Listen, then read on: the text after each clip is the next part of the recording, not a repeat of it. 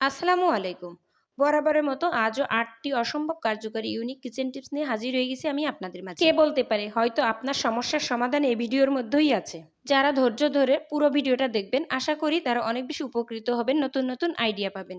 তো একটাই রিকোয়েস্ট থাকবে, প্লিজ একটা লাইক দিয়ে দেবেন এবং নতুন বন্ধু হলে আজকেই যদি আমার চ্যানেলটা ভিজিট করেন ১ম তাহলে সাবস্ক্রাইব করে পাশে থাকতে পারেন এ ধরনের নতুন, নতুন টিপস ভিডিও পেতে। তো কথা না বাড়িয়ে আমি চলে যাই ১ম টিপসে। আমার হাতে দেখতে পারছেন একটা গ্রেটার। গ্রেটার তো আমাদের সবসময়ের জন্য দরকার হয়। সামনে ঈদ, ঈদের সময় আরো বেশি প্রয়োজন হবে। তো যাই হোক, আমি যে কাজটা করব, আমি এই যে গ্রেটারের লেবুর খোসাটা দরকার আমার। তো লেবুর খোসা গ্রেট করে নিব।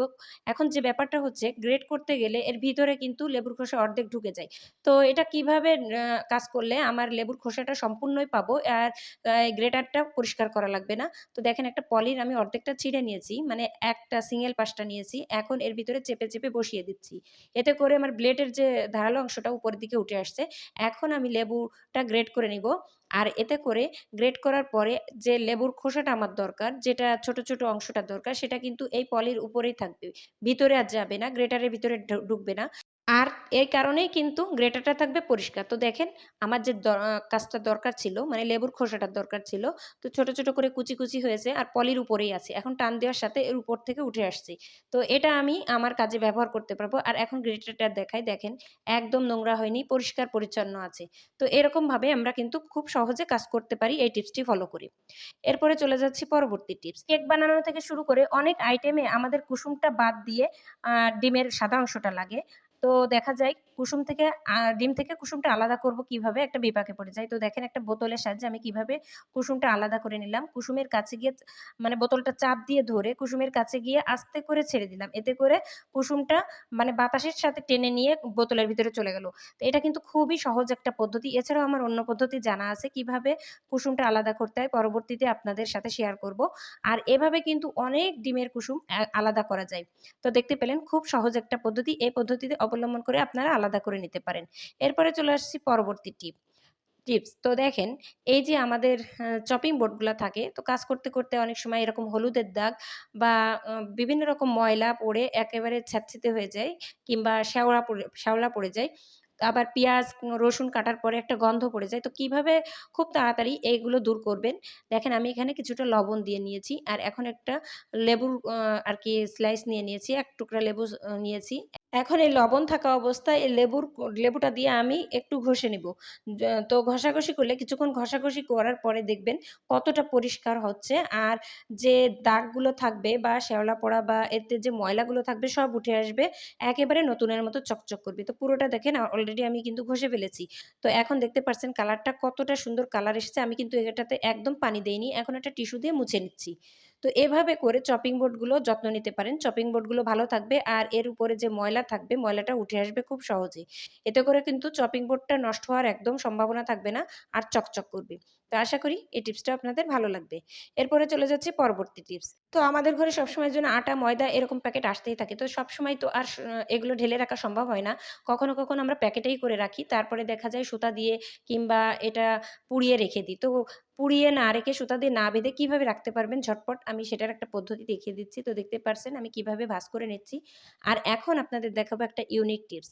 তো দেখা যায় আমাদের ঘরে এরকম বাতিল যে ক্লিপগুলা আছে, অনেক রকম ক্লিপ। এটা শুধু এরকম ক্লিপ হতে হবে এমন কোনো কথা নেই। যে যার ঘরে যেরকম ক্লিপই থাকুক না কেন, সেই ক্লিপ দিয়ে কিন্তু আমরা এটা আটকে রাখতে পারি। এতে এতটাই টাইট হয়ে থাকবে, কোনো রকমভাবে বাতাস কিংবা কোনো পোকামাকড় কোনো কিছু ঢুকবে না। তো দেখেন আমি ২ টা ক্লিপ এভাবে দিয়ে নিলাম। তো এভাবেই কিন্তু আমরা সুন্দরভাবে রেখে দিতে পারি। এরপরে চলে যাচ্ছি পরবর্তী টিপস। তো এটা অনেক, অনেক ইউনিক একটা টিপস। আমরা যে ছেলেদের টি-শার্ট গুলো ভাঁজ করি, তো দেখা যায় যে অনেকটা সময় নিয়েই কিন্তু ভাঁজ করতে হয়। তো খুব ঝটপট কিভাবে টি-শার্টটা ভাঁজ করছি তার একটা টেকনিক শিখে নিন। দেখেন আমি কিভাবে করছি আপনারা একটু দেখে নিন। তো আমি কিন্তু এখানে টেনে দেইনি, খুব স্লো ভাবেই দেখাচ্ছি। তো এভাবে করে যদি টি-শার্ট ভাঁজ করেন, একের পর এক অনেক টি-শার্ট মিনিটের মধ্যে ভাঁজ করে নিতে পারবেন। তো দেখেন আমি কিভাবে করছি আরেকটু ভালো করে দেখেন। এই যে এইভাবে মিডল বরাবর আর কাঁধ বরাবর ধরে তারপরে একদম নিচের অংশটা ধরতে হবে। ধরার পরেই কিন্তু এই ভাঁজটা করা সম্ভব। তো আসলে এটা মুখে বলা জীবনেও সম্ভব না। আপনাদের দেখেই বুঝে নিতে হবে কিভাবে ভাঁজ করছি। তো দেখতে পেলেন আমি একদম সেকেন্ডের মধ্যে একটা টি-শার্ট ভাঁজ করে দেখালাম। 2টা টি-শার্ট ভাঁজ করে দেখালাম। এখন আরেকটা টি-শার্ট আমি ভাঁজ করে দেখাচ্ছি। আপনারা মনোযোগ সহকারে দেখুন। আপনাদের ঘরে যত রকম টি-শার্টই থাকুক না কেন, সেম প্রসেসে আপনারা ভাঁজ করে রাখতে পারবেন। তো দেখতে পেলেন, আমি আবারও আরেকটা ভাঁজ করে দেখালাম। তো আশা করি টিপসটা আপনাদের সবার কাছে ভালো লাগবে। তারপরে চলে যাচ্ছি পরবর্তী টিপস। তো এটা দেখতে পারছেন আমার ডাইনিং টেবিলের উপরের একটা কাগজ ছিল। এটা নষ্ট হয়ে গেছে, তো আমি ফেলে দেইনি। একটা জায়গায় রেখেছিলাম, যার কারণে একদম কুঁচকানো অবস্থা হয়ে গেছে। এখন এটা আমি একটা দারুণ কাজে লাগাবো। তো যেকোনো জিনিস মানে ব্যবহারের উপযোগী যদি না থাকে, তখন অন্য কাজে ব্যবহার করতে হয়। সেটা না ফেলে দিয়ে আমরা কিন্তু অন্য কাজে ব্যবহার করে নিতে পারি। এখন একটা মাপ অনুযায়ী আমি কেটে নিচ্ছি। আর এটা এক জায়গায় রাখার কারণে কিন্তু কুঁচকানো আছে। তাছাড়া এটা কুঁচকানো যখন না থাকে বেশ সুন্দর দেখা যায়। তো কুঁচকানোর কারণে খারাপ দেখা যাচ্ছে। যাই হোক, আমি যে কাজে লাগাবো কুঁচকানো হলেও সমস্যা নেই। তো দেখতে পারছেন আমি ফ্রিজটা পরিষ্কার করেছি। যেহেতু সামনে ঈদ, ফ্রিজটা অবশ্যই পরিষ্কার করতে হবে। তো তো এই যে ফ্রিজের নিচেই আমরা যদি সরাসরি মাছ, মাংস রাখি, দেখা যায় যে একদম এঁটে ধরে। যাদের ফ্রিজে অনেক বেশি বরফ জমে এমনভাবে এঁটে ধরে যে পলিথিন সহ ছিঁড়ে যায়। তো এভাবেই এই যে ডাইনিং টেবিলের এই রেক্সিনগুলা যদি আমরা ফ্রিজে দিই, ধুয়ে ভালো করে ধুয়ে তারপর ফ্রিজে দিই, এতে করে কিন্তু আমাদের কাজটা খুবই সহজ হবে। এরপরে চলে যাচ্ছি পরবর্তী টিপস। তো এই যে আমাদের ঘরে যাদের বেল্টগুলো অনেক এলোমেলো থাকে, তারা কিভাবে গুছিয়ে রাখবেন তার একটা সহজ টিপস আমি দেখিয়ে দিচ্ছি। আপনারা দেখুন মনোযোগ সহকারে, আশা করি উপকৃত হবেন। তো এলোমেলো থাকলে এই বেল্টগুলো কিন্তু খুবই বিচ্ছিরি দেখা যায়, যেহেতু লম্বা অনেকটা জায়গা দখল করে থাকে। তো আপনারা একটু দেখে নিন আমি কিভাবে দিচ্ছি। আর এভাবে যদি আপনারা গুছিয়ে রাখেন, আমি কিন্তু আস্তে, আস্তে দিয়ে রাখছি যাতে আপনারা বুঝতে পারেন। যেহেতু আমি সব কাজ কিন্তু একটু টেনে দিই যাতে তাড়াতাড়ি হয়। ছোট করে দেওয়ার চেষ্টা করি যাতে আপনাদের ধৈর্য শক্তি ক মানে আ কষ্ট না হয়। ধৈর্য শক্তির মধ্যেই থেকে আরকি ভিডিওটা দেখতে পারেন। আর এখন আজকের ভিডিও কিন্তু আমি ধীরে, ধীরে দিচ্ছি আপনারা যাতে বুঝতে পারেন। তো দেখেন এখানে আমি গোল, গোল করে নিচ্ছি। আর গোল, গোল করেই আমি এই বেল্টের ভিতরে দিব। এতে করে এই বেল্টটা থাকবে টাইট, খুলে যাবে না। তো দেখেন এই যে এইভাবে দেওয়া মাত্রই কিন্তু বেল্টটা একদম টাইট হয়ে গেল। এই বেল্ট খুলে যাওয়ার সম্ভাবনা একদম নেই। আর জায়গাটা কত ছোট হলো। তো এটা যেকোনো জায়গায় যে জায়গায় রাখি না কেন, একটা স্বল্প জায়গার ভিতরে সুন্দরভাবে থাকবে। আর এলোমেলোও হবে না, বা যখন দরকার হবে তখন এখান থেকে নিয়েই কাজটা করা যাবে। তো কেমন লাগলো এই টিপসটা অবশ্যই জানাতে পারেন। এরপরে চলে যাচ্ছি পরবর্তী টিপস। তো আমরা কিচেনে যে কাউন্টার টপ বা সেলফ যে যাই বলেন না কেন, এগুলো পরিষ্কার করি। পানি দিই। পানি দিয়ে ভালো করে ধুয়ে পরিষ্কার করতে হয়।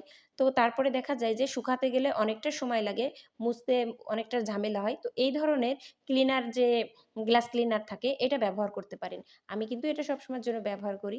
তাই আপনাদের মাঝে, মাঝে আমি কিন্তু ভিডিওর মধ্যে দিই। এটা একটা কিনে নিতে পারেন। ৳১৩০ দাম নেয়।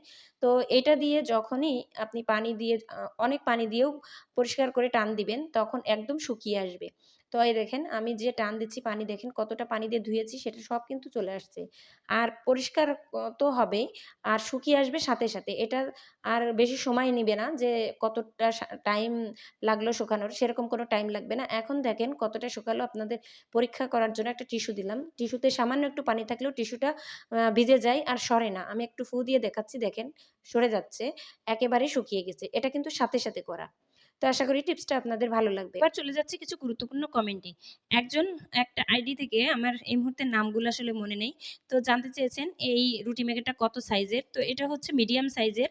আর একজন জানতে চেয়েছেন যে এটা আমি কোন পেজ থেকে নিয়েছি? এটা বাংলা রুটি মেকার থেকে নিয়েছি।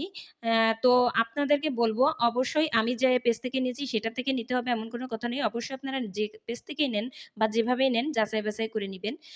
আর একটা কমেন্ট আসছে সুইট ক্রিম কেক আইডি থেকে যে কিভাবে বিষ মাঝালি তাড়াবো ঘর থেকে।